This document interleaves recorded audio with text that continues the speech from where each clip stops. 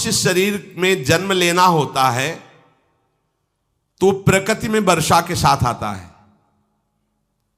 प्रकृति में वर्षा के साथ आया, और फसल में मूली, गाजर, गेहूं, अन्न, इनमें वो जीव प्रवेश करता है और उसे माता पिता दोनों पाते हैं। तो सप्तम धातु वीर के रूप में परिणित होता है जीव।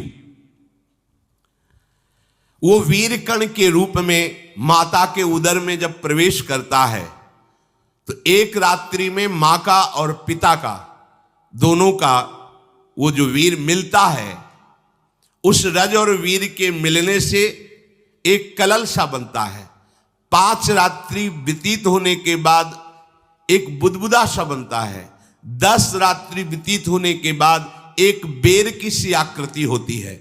फिर उसके बाद उसमें धीरे धीरे मांसपेशियां बढ़ने लगती हैं। 1 महीने में उसके सिर निकल आता है, 2 महीने में हाथ पांव अंगों का विभाग होता है, तीसरे महीने में नख, रोम, अस्थि, चर्म, स्त्री पुरुष के चिन्ह प्रकट हो जाते हैं, 4 महीने में मांसादि 7 धातुएं प्रकट हो जाती है, 5वें महीने में चेतना जागृत हो जाती है। जैसे अपने चेतना, ऐसे 5वें महीने में गर्भस्थ शिशु की चेतना जागृत हो गई। जीव है पर चेतना 5 महीने बाद मां के गर्भ में जागृत। अब उसे भूख लगती है, प्यास लगती है, वहां की तापमयी जलन, पीड़ा, छोटे छोटे कीड़ों के द्वारा काटना, 6ठे मास में झिल्ली से लपटा हुआ मां की दाहिनी कोख में कीड़े की तरह तड़पता है।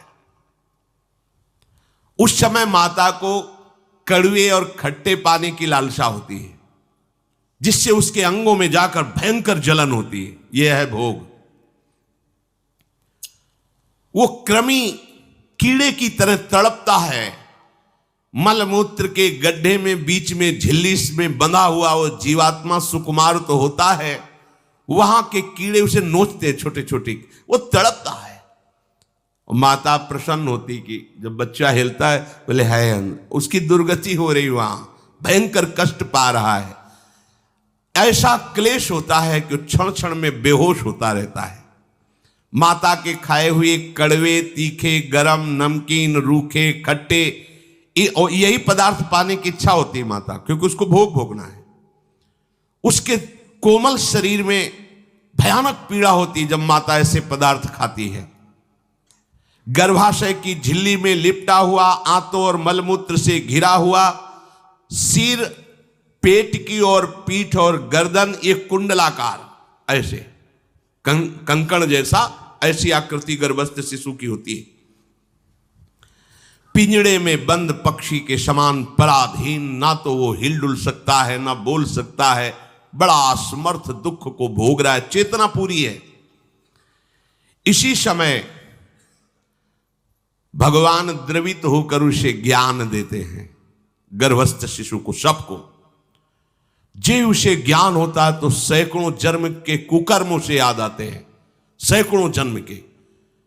ओहो, ये मेरे कर्म का ही फल, मैंने ऐसे कर्म किए इसलिए दुख भोग रहा हूं। बेचैन हो जाता है, कैसे निपट पाऊंगा, सैकड़ों जन्म के कर्म जमा है।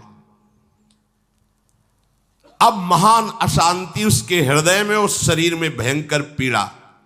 कुंडलाकार शरीर है, हिल भी नहीं सकता है, बस कीड़े काटते, बड़ी तड़पन, बड़ी जलन, भूख प्यास की जलन।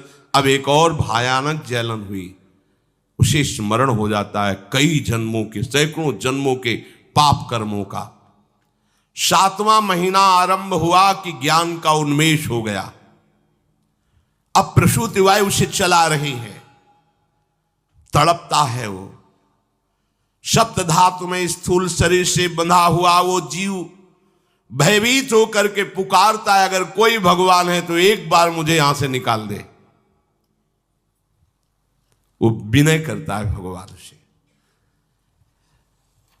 कोई अगर भगवान है जिसने मुझे इस बंधन में डाला है, एक बार निकाल दे, यहां से जाके केवल भजन करूंगा।